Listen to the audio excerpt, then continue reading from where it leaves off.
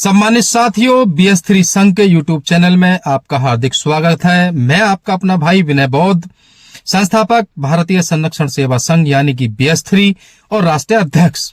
आज की नई चर्चा में मैं आपका हार्दिक स्वागत करता हूं और नई चर्चा का आज मेन विषय है जातिगत भेदभाव को खत्म करने के लिए बाबा साहब के परिनिर्वाण होने के बाद वो सारे प्रयास हमने करके देख लिए जो आज तक विफल रहे। तो अब ऐसा कौन सा कार्य छूट रहा है जिसको अब करना बाकी है। तो सम्मानित साथियों, चलिए आज की नई चर्चा मैं आप तक शेयर करता हूं। सम्मानित साथियों, सबसे पहले हम शिक्षित बने, हम अमीर भी बने, हम जमींदार भी बने। कुछ लोग जमींदार भी हैं आज भी हमारे।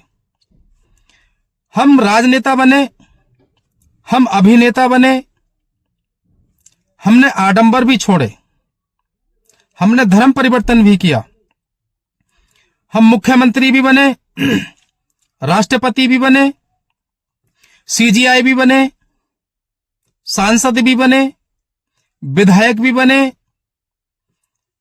और मेयर भी बन के देख लिया, प्रधान भी बने, पार्षद भी बने, ग्राम पंचायत सदस्य भी बने,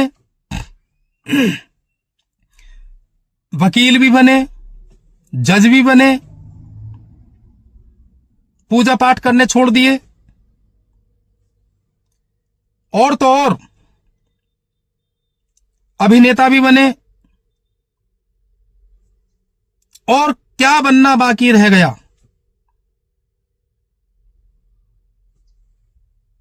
आज हमारे पास संगठित होने के लिए भी हम बने। आज हम कह सकते हैं कि हम संगठित भी हुए, राजनीतिक पार्टियां भी बनाई, संगठन भी बनाए, यानी कि वो सारे प्रयास करके देख लिए जो आज तक विफल रहे। अब ऐसा कौन सा काम करना बाकी रह गया जो हमसे छूट रहा है? यह वीडियो खासकर उन तमाम लोगों के लिए है जो लोग आज तक सिर्फ और सिर्फ परिभाषाएं देते हुए आए हैं, चर्चाएं करते हुए आए हैं, राजनीति करते हुए आए हैं, तमाम बहुत सारी बातें करते हैं। और ये वीडियो उन तमाम युवा साथियों के लिए है जिनके अंदर आज क्रांति तो है लेकिन वो गलत डायरेक्शन में है। तो सम्मानित साथियों, हमने वो सब कुछ करके देख लिया, हम अम्बेडकरवादी भी बने, न जाने हमने कितने प्रयास करके देख लिए, जज भी बने, हमने स्कूल भी खोले, यूनिवर्सिटी भी खोली, व्यापार भी किए, हमने सब कुछ करके देख लिया, लेकिन रिजल्ट रहा शून्य।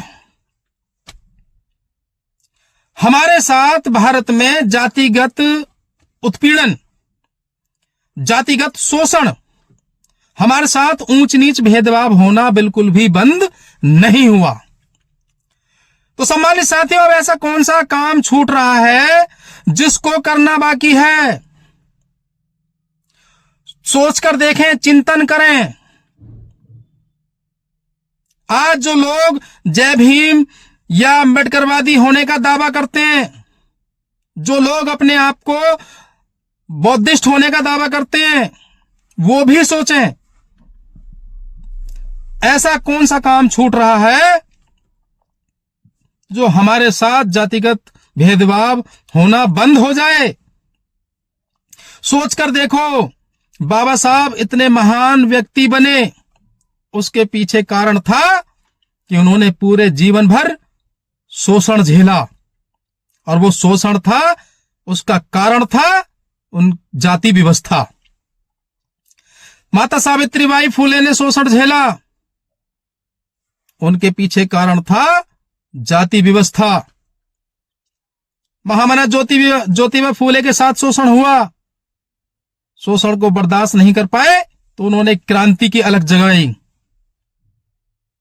सम्मानित साथियों, तमाम महापुरुषों को उठा करके देख लीजिए, उनके साथ जो भी ऊंच नीच भेदभाव हुआ उसका मूल कारण था आपकी जाति। सम्मानित साथियों, तमाम महापुरुषों का सपना था इस भारत देश को समता मूलक देश बनाएंगे, जहां पर कोई ऊंच नीच भेदभाव बिल्कुल ना हो, जहां पर जब जाति व्यवस्था ना हो, समतामयी देश बनाएंगे, अखंड भारत बनाएंगे और इसको बुद्ध का भारत बनाएंगे।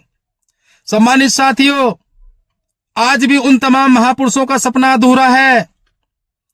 आज तक किसी भी राजनीतिक दल ने, भारत के तमाम बहुजन संगठनों ने इस पर काम नहीं किया।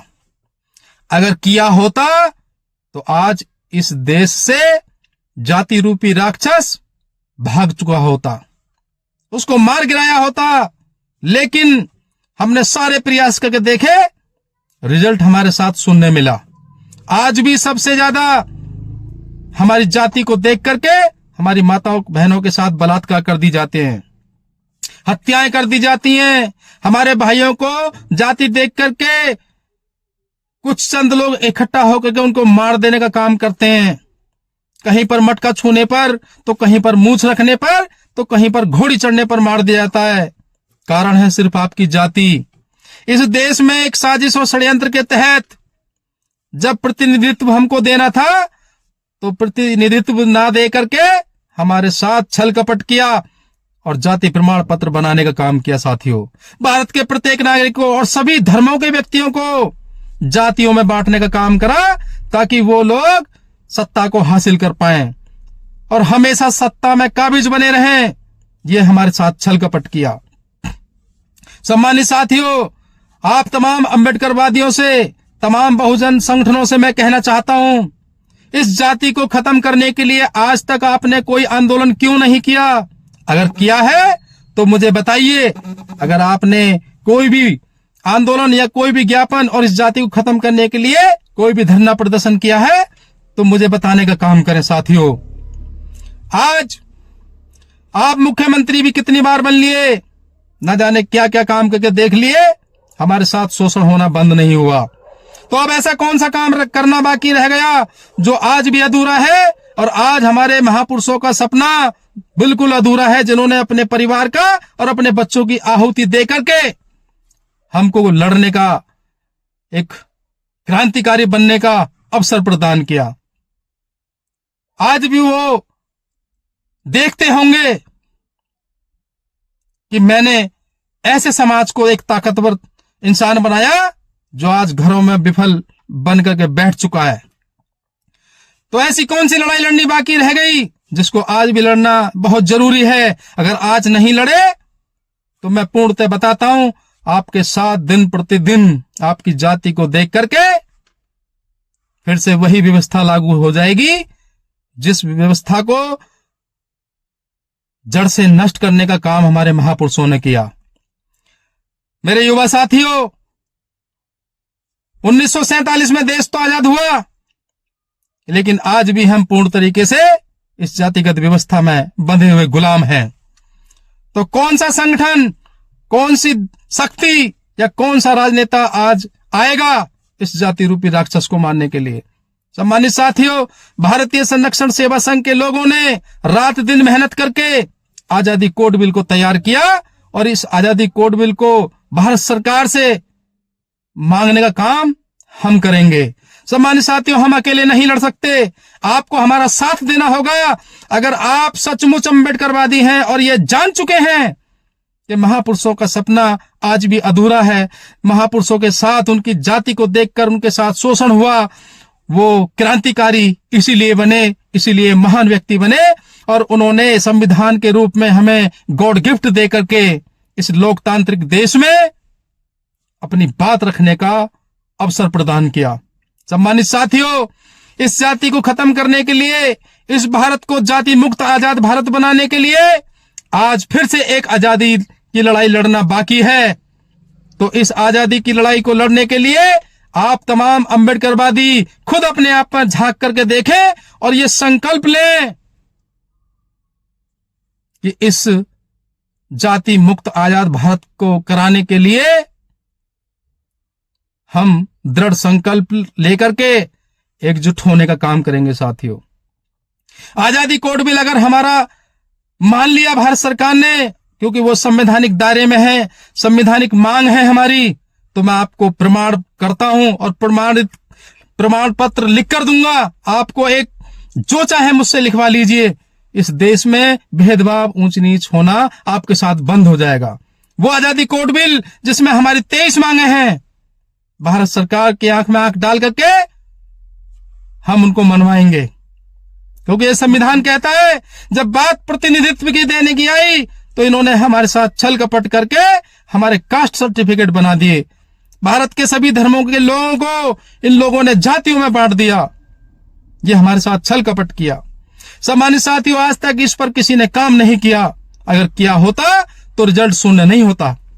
सम्मानित साथियों, अगर आपको मेरी बात में दम लगता है, अगर मेरी बात में आपको सच्चाई लगती है और आप चाहते हैं बाबा साहब का सपना पूरा करना, उन तमाम महापुरुषों का सपना पूरा करना चाहते हैं जिन्होंने अपनी इस लड़ाई को लड़ते लड़ते सुख दुख त्याग करके अपने बच्चों की आहुति दे दी और उन्होंने इस देश को समता मूलक देश बनाना चाहा, आज भी उनका सपना अधूरा है। सम्मानित